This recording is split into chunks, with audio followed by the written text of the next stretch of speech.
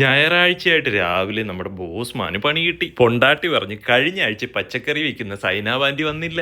എവിടെയാന്ന് വെച്ചാൽ പോയി കുറച്ച് തോരൻ വെക്കാൻ ബീൻസോ മറ്റോ വാങ്ങിക്കൊണ്ട് പോവാ. ഞായറാഴ്ച എന്ന് കേട്ടാ മതി, ഇവിടെ ഒരു ഒറ്റ കച്ചവടക്കാരെയും കാണാൻ കിട്ടൂല. അങ്ങനെ യാത്രാമധ്യേ നമ്മുടെ ഓസ്മാൻ കമറയെ കണ്ടുമുട്ടി. പുള്ളി പറഞ്ഞു, ബീൻസ് അല്ലേ, അത് ഞാൻ വാങ്ങിത്തരാം. അങ്ങനെ പുള്ളിക്കാരൻ അതിലേക്കൂടെ പോയ 2 ബീൻസ് കച്ചവടക്കാരെ വിളിച്ചിട്ട് പറഞ്ഞു, ചേച്ചി നമ്മുടെ ബോസ്മാൻ ഒരു 10 ലിയോണിന്റെ ബീൻസ് അങ്ങോട്ട് കൊടുത്തേ. ഇടേ ഇതെന്തോന്ന് ബീൻസ് ഡേ, ഇത് ഞാൻ ഉദ്ദേശിച്ച ബീൻസ് അല്ല, ഇത് എനിക്ക് വേണ്ട. ഇനി ഇവരെ വിളിച്ചിറക്കിയിട്ട് ബീൻസ് വേണ്ടാന്ന് പറഞ്ഞാൽ ഇവരുടെ വായിലിരിക്കുന്ന കേൾക്കേണ്ടി വരും. എന്നാ ബീൻസ് മേടിച്ചോണ്ട് പോയാലോ പൊണ്ടാട്ടിയുടെ വായിലിരിക്കുന്നതും കേൾക്കേണ്ടി വരും. പുള്ളിക്കാരിയാണെങ്കിൽ 10 ലിയോണിന് ഒരു കവർ നിറയെ ബീൻസ് എടുത്ത് നമ്മുടെ ബോസ്മാന്റെ കയ്യിലോട്ട് കൊടുത്ത്. അങ്ങനെ നമ്മുടെ ബോസ്മാൻ ഓസ്മാൻ കമറയുടെ അടുത്ത് ചോദിച്ചു, ഡേ ഈ ഉണക്ക ബീൻസിന്റെ ഉപയോഗം എന്തിരടേ? ഇതാണ് ഞങ്ങളുടെ ആഫ്രിക്കൻ ലോക്കസ്റ്റ് ബീൻസ്. ബോസ്മാൻ ഒരെണ്ണം പൊളിച്ച് വായിലോട്ടിട്ട് തിന്നു നോക്ക്. അങ്ങനെ നമ്മുടെ ബോസ്മാൻ ഒരു ബീൻസ് എടുത്ത് പൊളിച്ച് ഒരു പീസ് വായിലോട്ടിട്ട്, എന്നിട്ട് നമ്മുടെ ഷാജി പാപ്പൻ ആട്ടും കാട്ടം ചവയ്ക്കുന്ന പോലെ ഒരു എക്സ്പ്രഷനും ഇട്ടുകൊണ്ട് പറയുക, ചെറിയൊരു പുളിയും നല്ല മധുരവും ആഫ്രിക്കൻ ലോക്കസ് ബീൻസ് പൊളി ഐറ്റം. ഇതിന്റെ പുറത്തുള്ള ആ മഞ്ഞ പൾപ്പ് കഴിച്ചിട്ട് ദേ